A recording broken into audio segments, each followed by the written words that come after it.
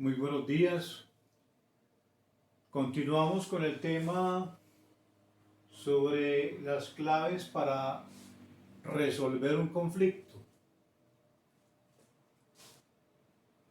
Dentro de los aspectos más importantes para la solución de un conflicto, podemos citar el siguiente: pensar para hablar.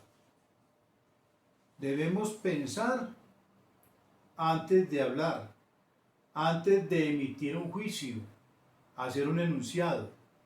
No debemos hacer todo lo contrario, hablar para después pensar, porque estaríamos de pronto asumiendo unas consecuencias graves o que en nada nos conviene. Siempre nosotros debemos de actuar bajo las normas de nuestro pensamiento. Ustedes de pronto algunos juegan ajedrez. El ajedrez es una actividad muy interesante porque nos enseña a pensar. Cuando un jugador de ajedrez va a mover una ficha, primero tiene que elaborar una lógica dentro de su pensamiento para saber qué jugada va a hacer. Para poder tener buen éxito, entonces el jugador de ajedrez debe primero pensar antes de hacer la jugada. Entonces por eso es tan interesante que uno deba pensar, analizar la situación para no cometer un error, o como se dice popularmente, para no meter las patas. Debemos de saber escuchar.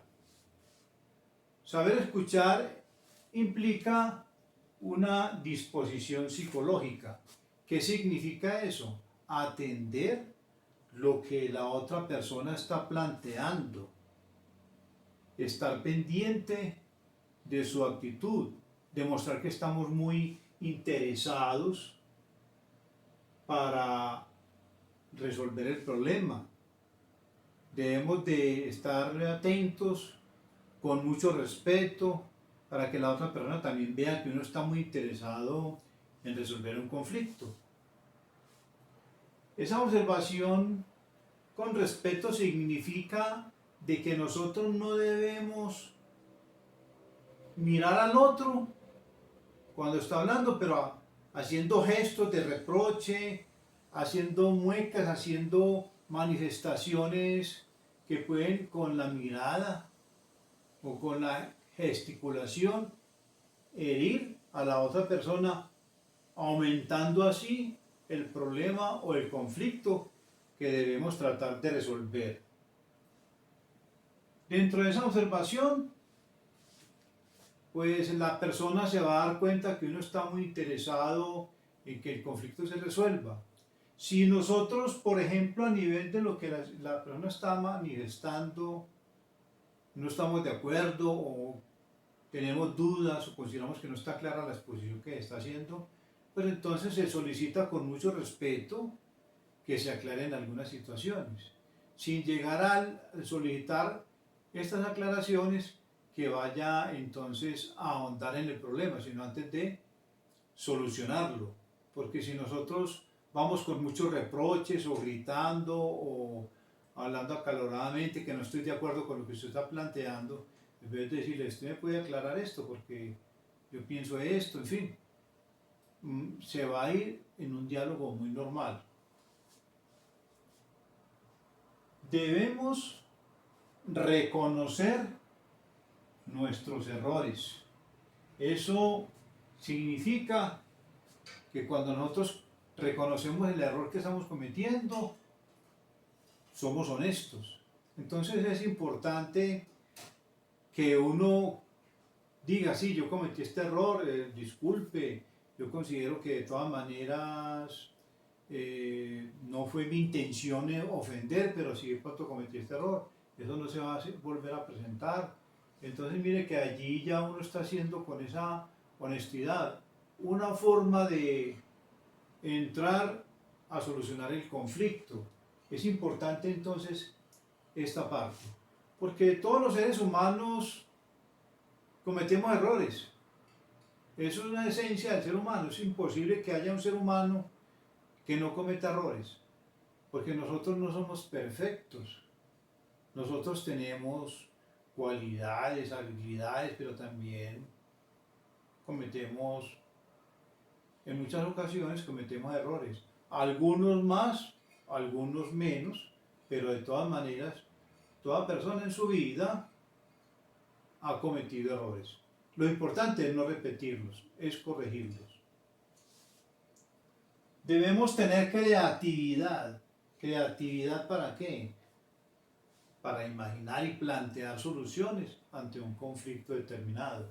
Por decir algo, ante una discusión que se esté presentando con alguna persona, uno le dice, bueno, lo más importante acá es que solucionemos esto. Yo procuraré o voy a hacerme este acto de compromiso con usted, de no volverlo a insultar o no dirigirme a usted en los términos que me he dirigido, pero usted también, por favor, creo que debe corregir esa actitud y yo creo que como seres civilizados no debemos de estar ofendiéndonos. Es como ir creando una forma de acercamiento, más no de distanciarnos en el problema. Lo importante es lo que nos una y no lo que nos divide. Debemos siempre cumplir lo prometido, lo que prometemos. No pues como los políticos, muchos políticos, no algunos, no muchos políticos, que prometen muchas cosas pero no las cumplen. Nosotros debemos cumplir con lo que hemos prometido, por decir algo. No ofender al otro.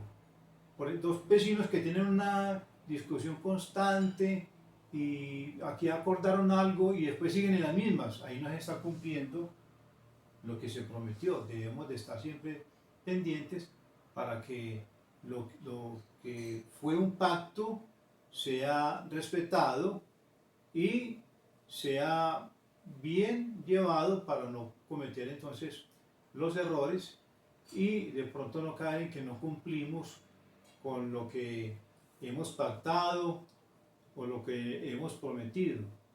Entonces eso hay que cumplirlo para poder solucionar el conflicto, porque el conflicto continúa y puede llegar a ser peor. El don del perdón. Debemos perdonar. Como seres humanos que somos, debemos perdonar, porque nosotros también muchas veces cometemos errores y nos perdonan. Entonces, si no hay perdón, no vamos a llegar nunca a una solución. Un problema que se presenta, entonces sí, la otra persona me pide disculpas, me pide perdón, sí, como no, tranquilo, yo lo disculpo, no hay ningún problema, con tal de que esto no se vuelva a presentar.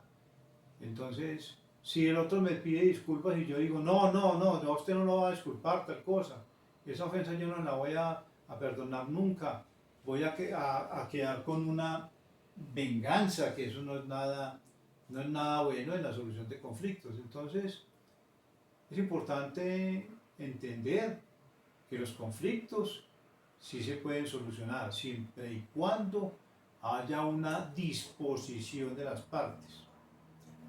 La nueva legislación colombiana permite que hayan conciliaciones por fuera de la parte, digámoslo así, legal, jurídica, por la parte extrajudicial.